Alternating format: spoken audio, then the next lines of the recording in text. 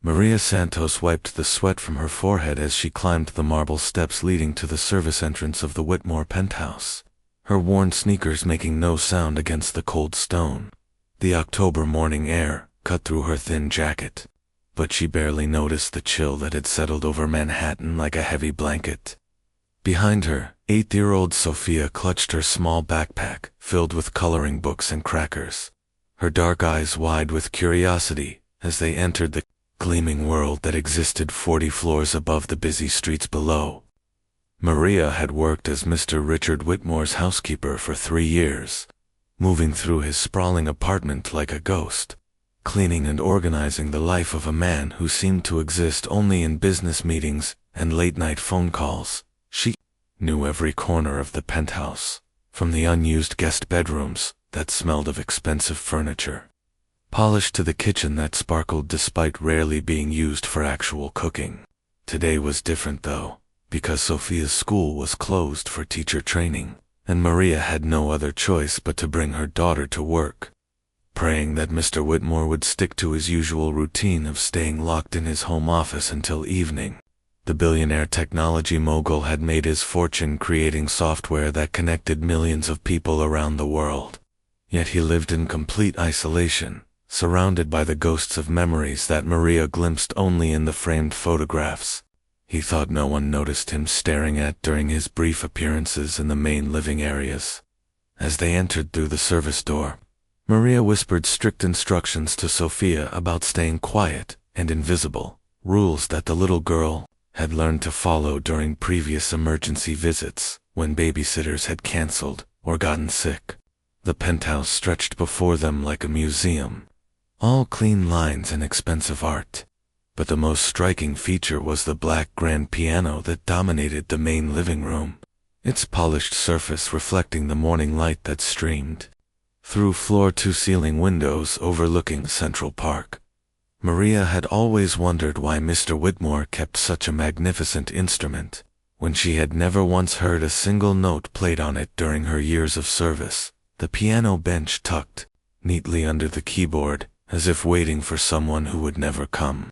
While her mother began her daily routine of dusting and vacuuming, Sophia settled quietly in the kitchen with her coloring books. But her attention kept drifting toward the living room, where that mysterious piano called to her like a siren song. She had always been drawn to music, humming melodies that seemed to come from nowhere while she did her homework or helped her mother fold laundry in their tiny apartment. But she had never seen such a beautiful instrument up close. The morning passed peacefully until Maria moved to the living room to polish the piano's surface, her cloth moving in careful circles across the black wood that reflected her face like a dark mirror. Sophia followed at a distance, mesmerized by the way the light danced across the keys that looked like perfectly aligned teeth in a giant's smile. Unable to resist the magnetic pull any longer, she approached the bench and gently pressed one white key near the middle of the keyboard. The single note that emerged was pure and clear, echoing through the vast space with a richness that made both mother and daughter freeze in place, the sound seeming to awaken something that had been sleeping in the walls themselves. Neither of them noticed that Mr. Whitmore had emerged from his office, drawn by the unexpected sound that had interrupted his important conference call with investors in Tokyo. He stood in the doorway, watching this small girl with her finger still pressed against the key, her face filled with wonder as if she had discovered magic itself.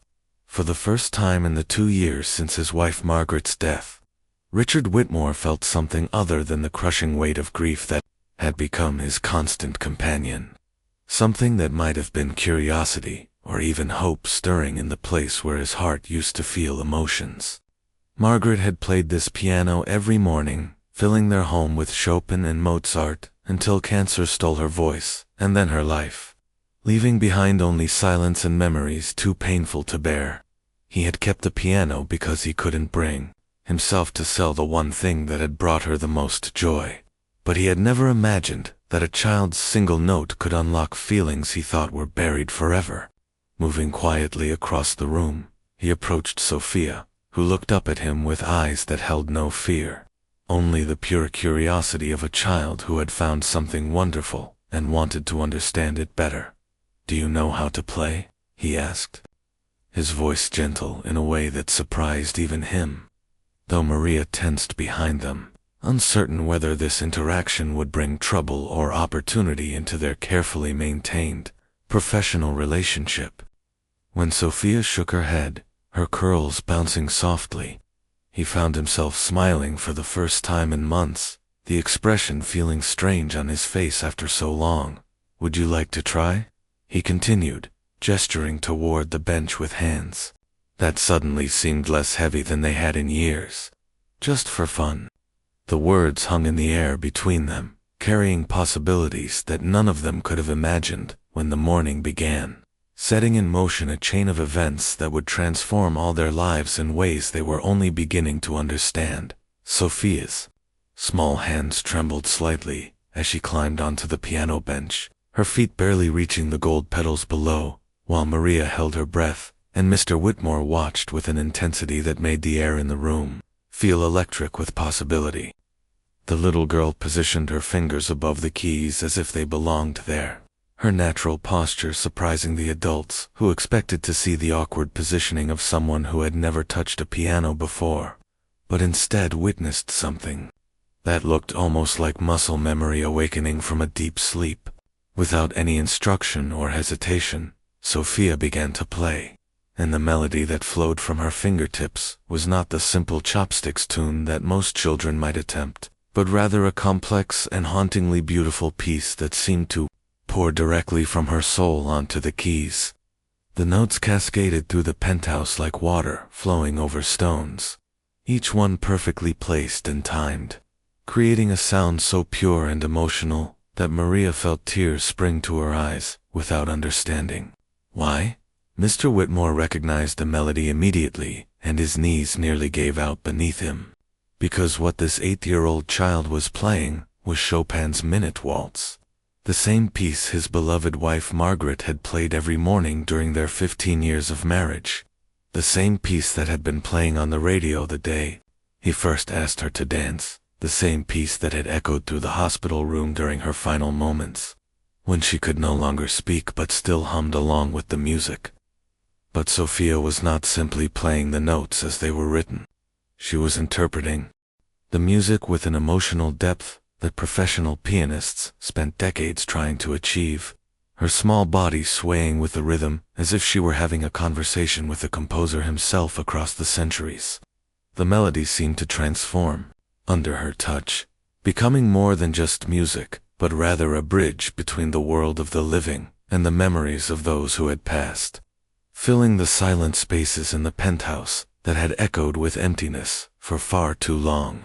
Maria watched in complete amazement as her daughter, who had only ever hummed simple tunes while doing her homework or cleaning their small apartment, revealed a gift that seemed to come from somewhere beyond her years and experience, a talent so raw and powerful that it transformed the very air around them.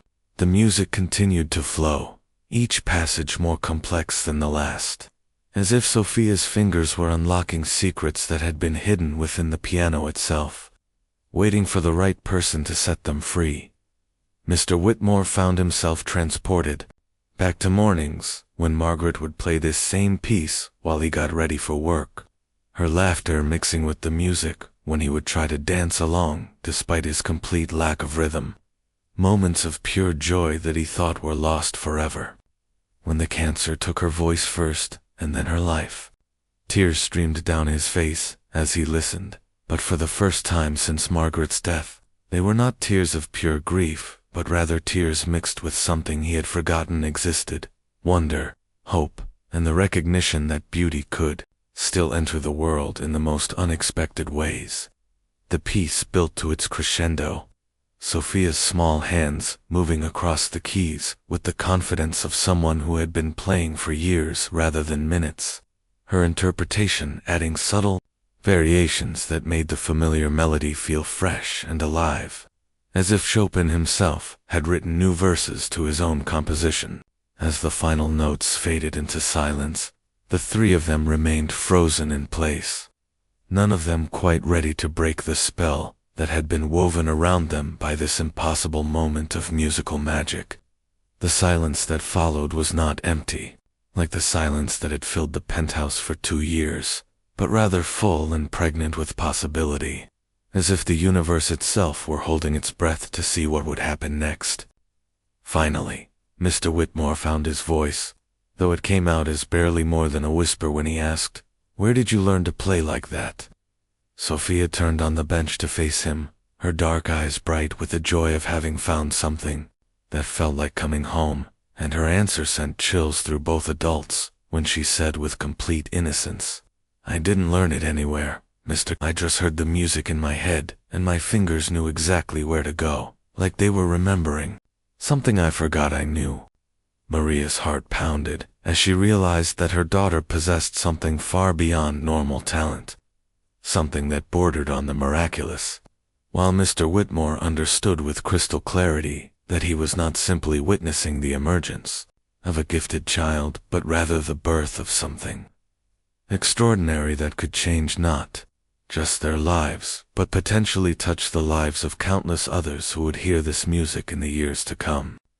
The piano seemed to hum with residual energy even though no keys were being pressed, as if Sophia had awakened something within the instrument that had been sleeping since Margaret's death, and in that moment, all three of them knew with absolute certainty that nothing would ever be the same again, that this discovery would set in motion events that would transform their individual worlds into something larger and more beautiful than any of them had dared to dream possible.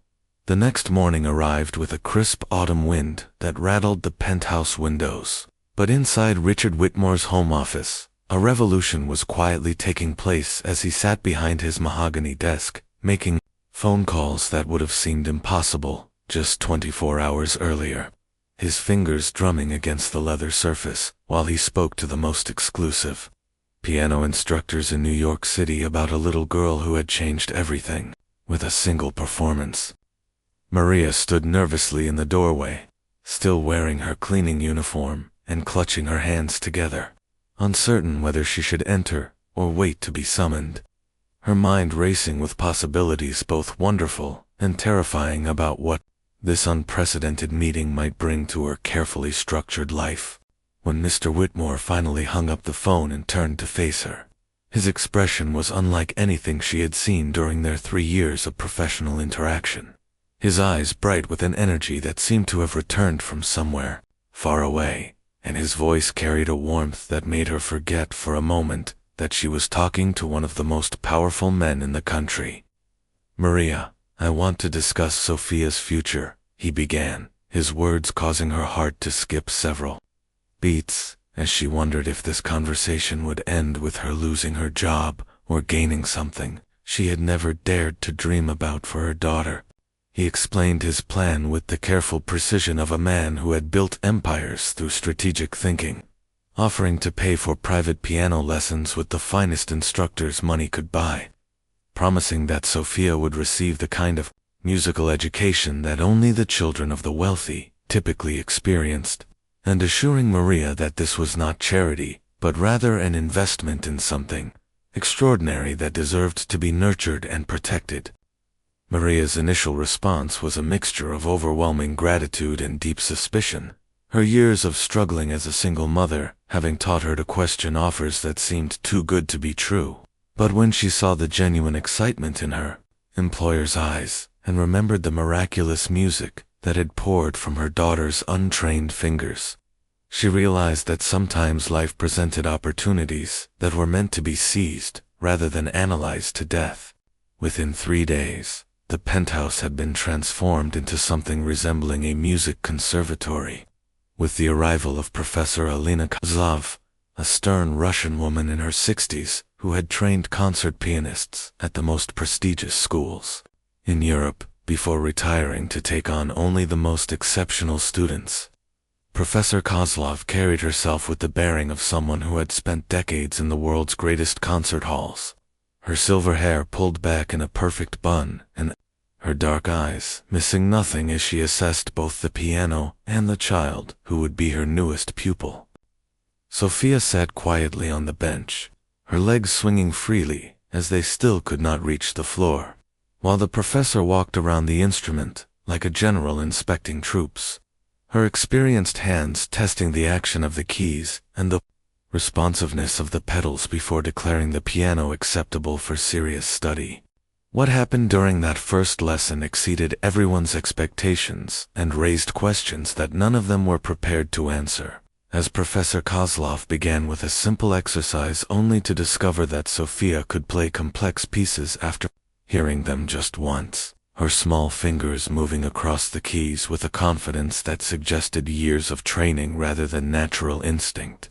The professor's carefully planned curriculum went out the window when she played a batch invention and watched in stunned silence as Sophia repeated it perfectly, then added her own emotional interpretations that transformed the composition into something that felt both ancient and completely new. By the end of the 2-hour lesson, Professor Kozlov sat in one of the leather chairs staring at Sophia with an expression that mixed professional admiration with something approaching fear, as if she had encountered a force of nature that defied all her years of experience and expertise. Mr. Whitmore found himself canceling important business meetings to observe these lessons, drawn by a fascination that went beyond simple curiosity and entered the realm of witnessing something that might change the entire landscape of classical music. As the days turned into weeks, the cold and silent penthouse began to fill with sounds that brought it back to life in ways that went far beyond just the music itself, as Sophia's laughter echoed through rooms that had known only whispered conversations and the clicking of keyboards, while Maria found herself staying later each evening to discuss her daughter's progress with both the professor and Mr. Whitmore. The three adults formed an unlikely partnership, united by their shared amazement at Sophia's rapidly developing abilities, but also by their growing concern about the weight of responsibility that came with nurturing such extraordinary talent in someone so young. Professor Kozlov warned them that the classical music world could be brutal and unforgiving, filled with people who would try to exploit or control such a rare gift, while Mr. Whitmore used his business connections to research the careers of other child prodigies, learning about the pressures and pitfalls that had destroyed as many young talents as had been successfully launched. Meanwhile, Sophia remained blissfully unaware of these adult concerns, lost in the pure joy of making music that seemed to flow through her like a river finding its natural course, each lesson revealing new depths to her abilities that left everyone wondering just how far this incredible journey might take them all. The transformation had begun, not just for Sophia, but for everyone whose life had been touched by her impossible gift. And as the autumn days grew shorter and the music grew more complex, they all sensed that they were standing at the beginning of something that would test their courage, challenge their beliefs, and ultimately change their understanding of what was possible when talent, opportunity, and love converged in perfect harmony. 6 months had passed since that first magical afternoon when Sophia's fingers found their home on the piano keys. And now Professor Kozlov sat across from Maria and Mr. Whitmore in the penthouse library with news that would change everything once again. Her weathered hands clasped tightly in her lap, and her usually stern expression softened by something that looked remarkably like pride mixed with deep concern. The professor had taught dozens of talented students over her 40-year career, but never had she encountered anyone like Sophia, whose abilities seemed to grow exponentially with each passing week, as if the child were not learning music so much as remembering it from some previous life, where she had already mastered the great works of classical composition. "She is ready," Professor Kozlov announced in her thick Russian accent, the simple words carrying the weight of a momentous decision that would either launch Sophia toward greatness or expose her young talent to forces that could destroy it before it fully bloomed. The opportunity was a performance at the prestigious Carnegie Hall Youth Concert Series, a venue where the greatest musicians in history had performed and where careers were made or broken in the span of a single evening. But what made this particular invitation. Even more significant was that Sophia would be the youngest performer ever to grace that legendary stage. Maria felt her world tilt dangerously as she processed this information, her protective instincts warring with her desire to give Sophia every opportunity to succeed, while Mr. Whitmore found himself transported back to his early business days, when he had faced decisions that could either make his fortune or destroy everything he had worked to build. The three adults spent hours discussing the risks and benefits, their voices rising and falling with the passion of people who cared deeply about protecting something precious, while also recognizing that true gifts were meant to be shared with the world, not hidden away like treasures in a locked room. Professor Kozlov explained that the audience would include music critics whose reviews could influence Sophia's entire future, recording executives who might offer contracts that could change their lives forever, and wealthy patrons who supported young artists but also expected perfection in return for their investment.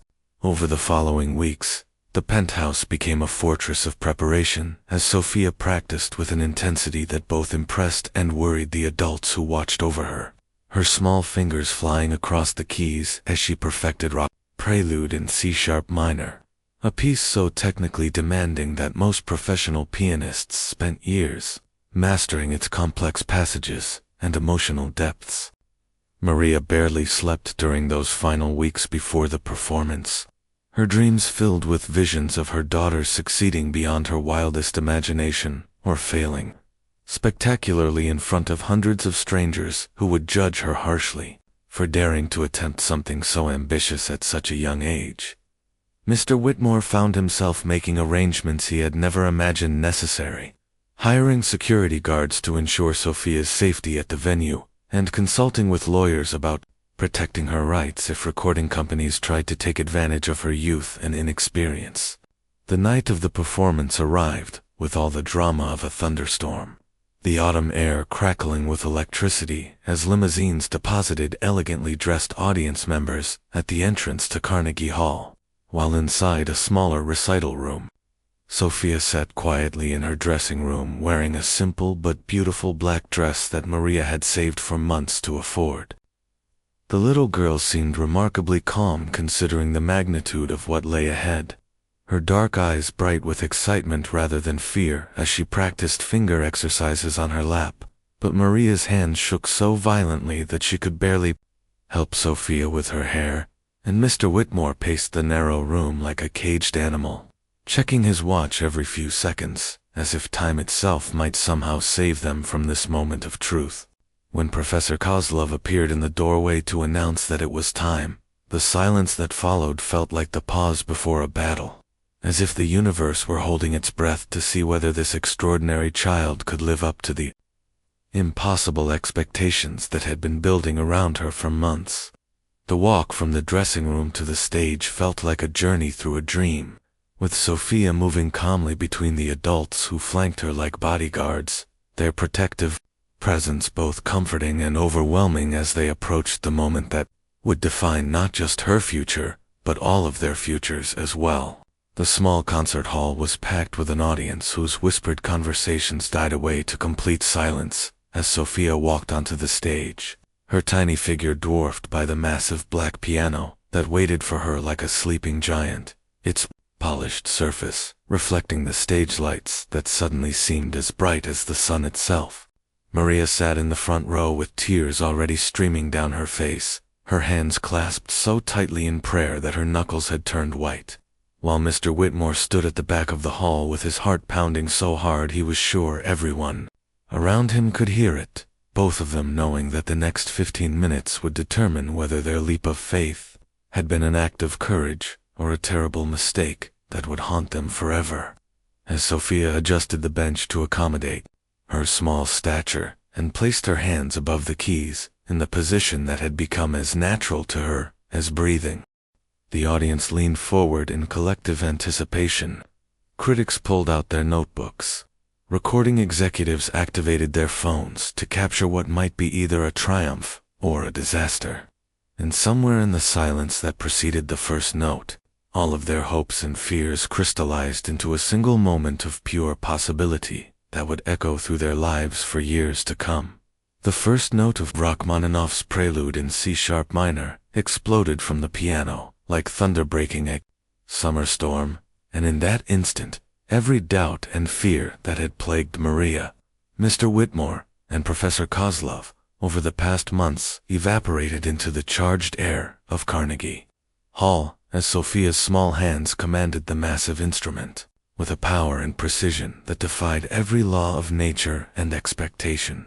The audience, which had been politely curious about this child prodigy they had heard whispered about in New York's elite musical circles, found themselves witnessing something that transcended mere talent and entered the realm of pure magic, as Sophia's interpretation of the notoriously difficult piece revealed emotional depths that seasoned concert pianists spent decades trying to achieve. Her fingers danced across the keys with the confidence of someone who had been born to make this music, each note flowing into the next with such seamless perfection that several critics in the audience forgot to take notes, too mesmerized by what they were experiencing to remember their professional obligations. The complex passages that typically challenged even master pianists seemed to pour effortlessly from Sophia's hands. But more than the technical brilliance was the soul she breathed into every phrase, transforming Rachmaninoff's composition into something that felt both timeless and completely new, as if the Russian composer himself were sitting at the piano, sharing his deepest secrets with the world. Maria watched through tears that blurred her vision, her heart swelling with pride, so intense it felt like it might burst from her chest, while Mr. Whitmore stood frozen at the back of the hall, remembering another night years ago when his wife, Margaret, had played this same piece during their engagement party, never imagining that a little girl would one day bring those memories flooding back with such beautiful force. The music built to its dramatic climax, Sophia's entire body moving with the rhythm as she coaxed sounds from the piano that seemed to come from the very soul of the instrument. And when the final thunderous chord echoed through the hall, the silence that followed was so complete and profound that it felt like the entire universe had stopped breathing to absorb what had just occurred. Then, as if a dam had burst, the audience erupted into applause so thunderous and sustained that it seemed to shake the very foundations of the legendary building. People leaping to their feet with tears streaming down their faces, critics abandoning their notebooks to join in the ovation, and recording executives frantically making phone calls to their offices even as they continued to clap. The standing ovation lasted for 12 minutes, with Sophia standing beside the piano looking small and surprised by the reaction, her innocent smile growing wider as she realized that all these important adults were celebrating something she had done, something that had felt as natural to her as breathing, but had apparently moved them in ways she was too young to fully understand. When the applause finally died down and Sophia had taken her final bow, the real whirlwind began as reporters pushed forward with questions, recording executives presented contracts, and wealthy patrons offered scholarships and opportunities that would have seemed like fairy tales just hours before. But amid all the chaos and excitement, the most important moment came when Sophia ran off the stage and threw her arms around her mother, whispering the words that would stay with Maria forever. "Did I make you proud, Mama? Did I do good?" 1 year later, the penthouse that had once been a tomb of memories had been transformed into the Whitmore Academy of Music, where Sophia Santos Whitmore, as she now proudly called herself, studied alongside 12 other exceptionally gifted young musicians from around the world, all of them benefiting from Mr. Whitmore's newfound passion for nurturing musical talent in children who might otherwise never have the chance to develop their gifts. Maria had traded her cleaning uniform for the title of Academy Administrator, using her organizational skills and warm heart to create an environment where young artists could flourish without the pressures and exploitation that too often destroyed child prodigies before they reached their full potential. The walls that had once displayed cold modern art now showcased photographs of students in performance, their faces glowing with the same joy that Sophia had discovered that first day, when she touched a single key and changed all their lives, forever.